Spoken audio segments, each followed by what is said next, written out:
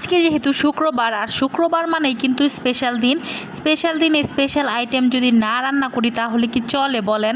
তো শুক্রবারে কিন্তু সকাল সকাল আমি এখানে মুরগির মাংস ফ্রিজ থেকে নামিয়ে ভিজিয়ে নিলাম। আর মুরগির মাংসটা দিয়ে আজকে আমি কি রান্না করব বলেন তো? তো আজকে কিন্তু রান্না করব বিরিয়ানি। তো বিরিয়ানি কিন্তু সকলেই কম বেশি আমরা পছন্দ করি।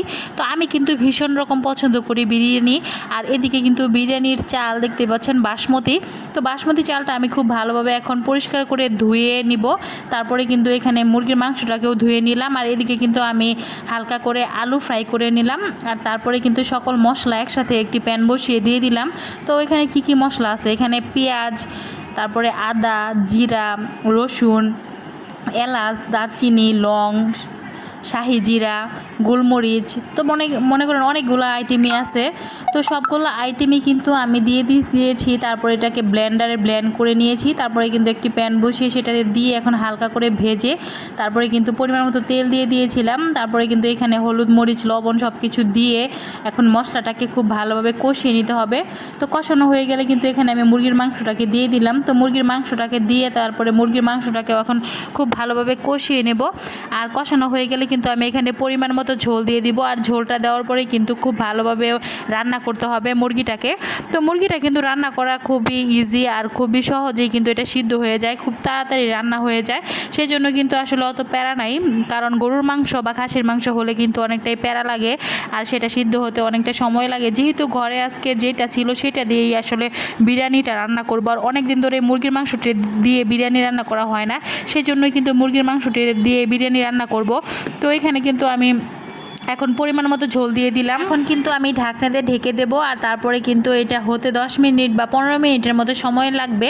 তারপরে যখন হালকা হালকা ঝোল থাকবে তখন সেই ঝোলের মধ্যেই কিন্তু আমি বাসমতি চাউলটা দিয়ে দিব। বাসমতি চাউলটা কিন্তু আমি আজকে আলাদাভাবে সিদ্ধ করব না, ডাইরেক্ট এখানেই দিয়ে দিব। তো এই যে দেখতে পাচ্ছেন বাসমতি চাউলটা কিন্তু আমি ধুয়ে রেখে দিয়েছিলাম।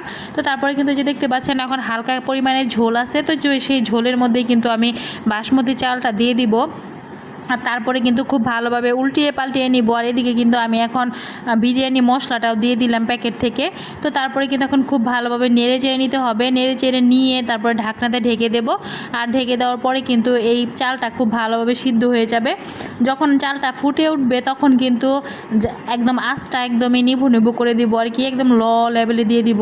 তারপরে কিন্তু ঢাকনা দিয়ে 10-15 মিনিট এটা রান্না করলেই কিন্তু লাস্টে উপর থেকে ঘি দিয়ে দিব।